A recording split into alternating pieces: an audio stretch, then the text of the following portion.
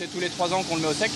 Donc là, vous voyez que la partie droite a été entièrement repeinte et on finit par la partie... Une beauté à parfaire, une efficience à maintenir. Tout a été observé, pas un seul centimètre laissé au hasard.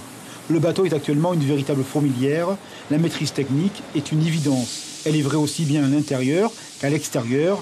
Une obligation, le navire passe de longs mois en mer, au moins 110 jours par an, et tous les secteurs doivent être au point. Actuellement, on a des grosses visites sur ce qu'on appelle nos diesel alternateurs, ce qui nous permet d'avoir de l'énergie à bord. Et également la tourelle de 100 mm pour la partie armement. La tourelle de 100 mm, vous avez une grosse visite au cours de cette ATM. Et également la partie mature, où vous avez un certain nombre d'antennes et de radars. Un exemple aussi de ce qu'on fait ici, on a mis en place... En tout, 1200 interventions prévues. Schématiquement, une moitié pour la Marine nationale, l'autre pour les civils. La Société Naval Group co-gère ces travaux. Elle a fait le choix de privilégier les entreprises locales pour cette grande révision.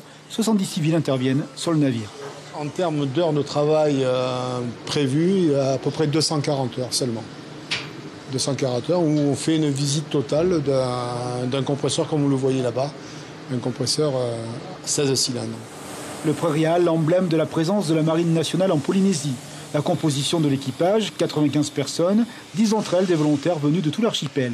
Le navire est un élément clé de la politique de défense nationale dans les terres australes. Ses missions sont diversifiées. Donc la surveillance de la zone économique exclusive, entre autres, donc tout ce qui peut être contrôle des pêches, trafic illicite, peut intervenir dans le cadre d'une catastrophe naturelle. Typiquement le cyclone Irma qui a eu lieu à Saint-Martin. Les 2 sister ships qui sont donc les frères jumeaux de ce bateau-là qui sont basés aux Antilles sont intervenus. Après 4 mois de travaux, le navire sera prêt le 11 décembre pour être remis à l'eau et naviguer là où l'intérêt supérieur du pays l'appellera.